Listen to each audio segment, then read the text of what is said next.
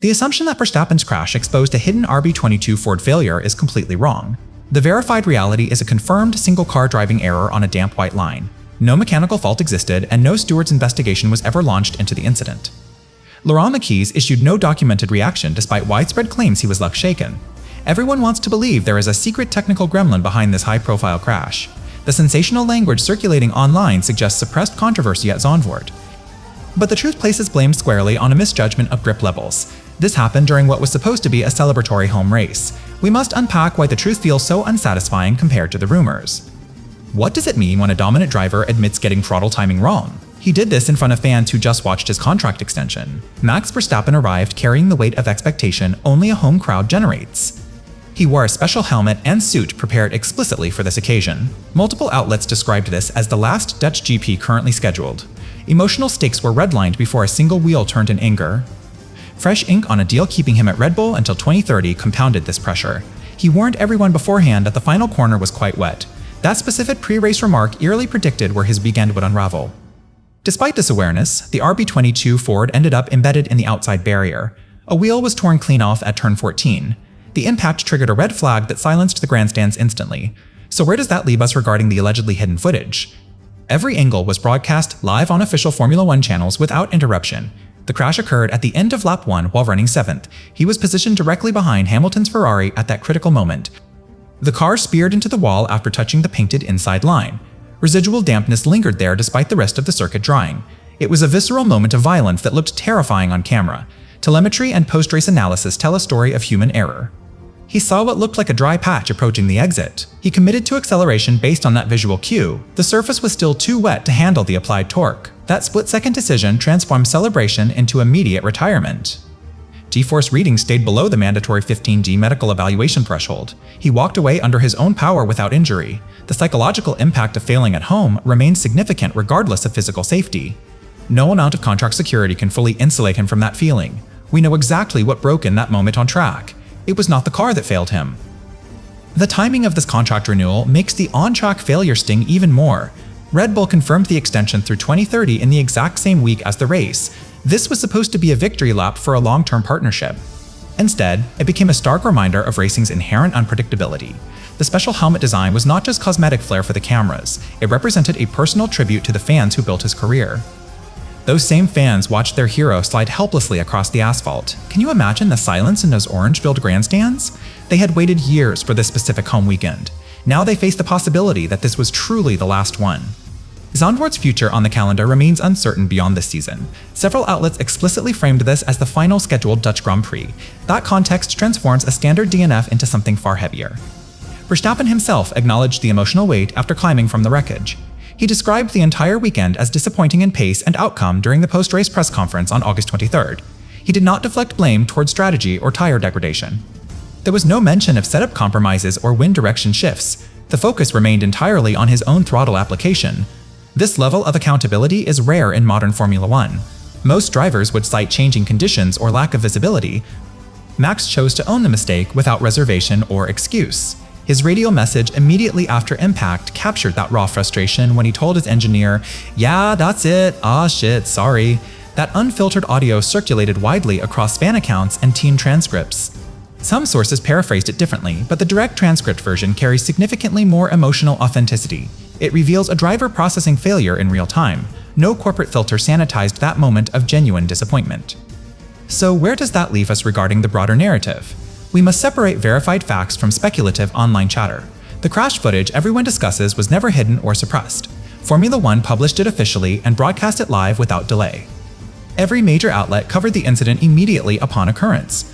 There is no secret archive of alternate camera angles waiting to be found. The visual evidence supports the driving error conclusion completely. Liam Lawson had to take evasive action behind a stricken car. Gabriel Bortoleto spun avoiding debris but managed to continue. He eventually finished 13th despite that chaotic opening lap. These secondary incidents prove how dangerous the single-car crash was, yet no other driver alleged wrongdoing or filed a protest. The stewards took no action because none was warranted under regulations. A solo incident without contact does not trigger automatic investigation.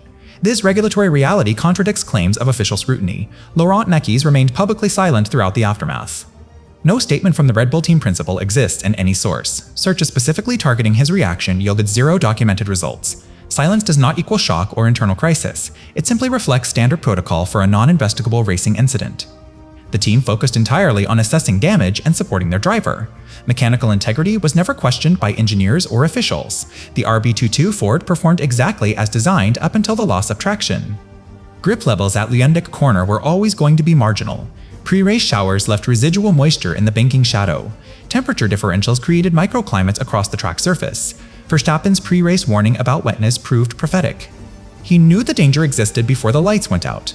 Knowledge alone cannot prevent every mistake under pressure. The gap between seeing a dry patch and trusting it is razor thin. Acceleration commitment happens in fractions of a second. By the time feedback arrives through the steering wheel, it is too late. Rear tires broke traction before corrective input could register. Physics dictated the outcome once that threshold was crossed. The car's momentum carried it inevitably toward the outside wall. Impact angle mattered more than speed for structural survival. A frontal hit against the safer barrier proved safer than sideways contact. Verstappen noted this distinction when asked about severity. He understood crash dynamics even while processing disappointment. That technical awareness separates elite drivers from the rest.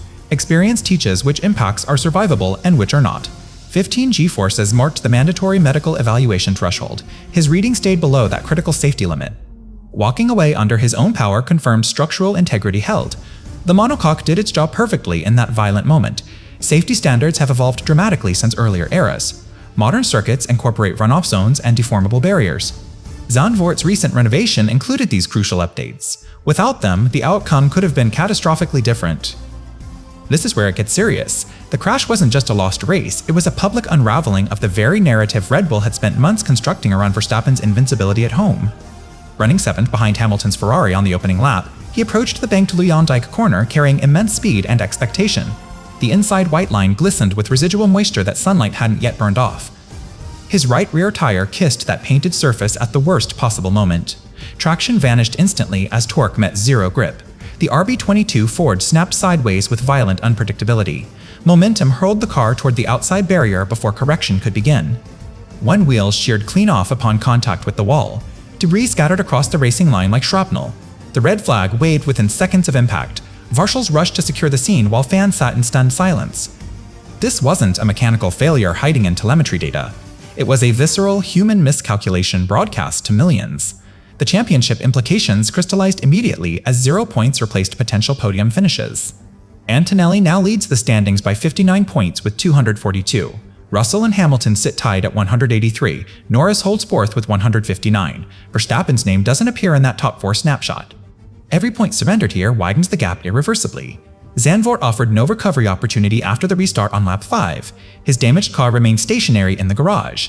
Engineers confirmed retirement without hesitation or debate. The special helmet meant for celebration now sits as a relic of what might have been. Contract security through 2030 cannot erase this specific weekend sting. Home crowds remember failures longer than victories. They witnessed their champion misread conditions they themselves had warned about. Pre-race remarks about wetness echoed painfully in retrospect. No rival driver contributed to the incident. Liam Lawson took evasive action without contact. Gabriel Bortoleto spun avoiding debris but continued to finish 13th. Their survival underscores how narrowly catastrophe was avoided. Stewards required no investigation because fault was singular and clear. Regulations don't penalize drivers for solo errors absent sporting breaches. Saturday's unrelated grid procedure clearance involved 5 different drivers. That session had nothing to do with Sunday's crash. FP2's alleged red flag overtake was also dismissed separately. Conflating these incidents creates false controversy where none exists. Media coverage universally attributed the crash to driving judgment. Outlets led with emotional disappointment rather than technical scandal. Planet F1, Motorsport. Calm, Speed Cafe, and Total Motorsport all framed it identically. No source blamed strategy calls or tire compound choices. Wind direction shifts weren't cited as contributing factors. Setup compromises didn't enter post-race analysis. The narrative remains stubbornly simple despite online speculation. Verstappen's own words carry more weight than any pundit's theory. He admitted accelerating too early upon seeing apparent dryness. Visual cues deceived him in that critical split second. Throttle timing proved decisive when margins were non-existent. Marginal grip demands perfection that even champions cannot guarantee. Physics respects neither contract length nor hometown loyalty. The barrier absorbed energy exactly as engineered. SAFAR technology functioned precisely as intended. Frontal impact distribution protected the driver effectively. Sideways forces would have posed greater injury risk. He understood this distinction immediately after climbing out. Medical evaluation wasn't required because sensors confirmed safety. 15 G-forces marked the mandatory threshold he never reached. Walking away unaided demonstrated structural integrity held firm. Modern circuit design saved him from worse consequences. Runoff zones and deformable barriers did their job silently. Without those renovations, history might record tragedy instead of disappointment. Safety evolution remains Formula One's quietest triumph, yet emotional scars heal slower than carbon fiber repairs. Fans process loss differently than engineers assess damage. Orange Cloud supporters carried hope into those grandstands. They left carrying questions about finality and legacy. Was this truly the last Dutch Grand Prix? Calendar uncertainty hangs over Zandvoort's future. Scheduling decisions rest beyond any driver's control. Even contractual certainty cannot guarantee venue permanence. Racing calendars shift based on commercial realities. Sentiment rarely influences those calculations. What remains is memory of a moment when everything aligned except grip. A champion arrived, prepared for celebration. He departed having relearned racing's fundamental truth. Conditions dictate outcomes regardless of preparation. Wet paint on a banking does not negotiate. It simply waits for someone to trust it wrongly.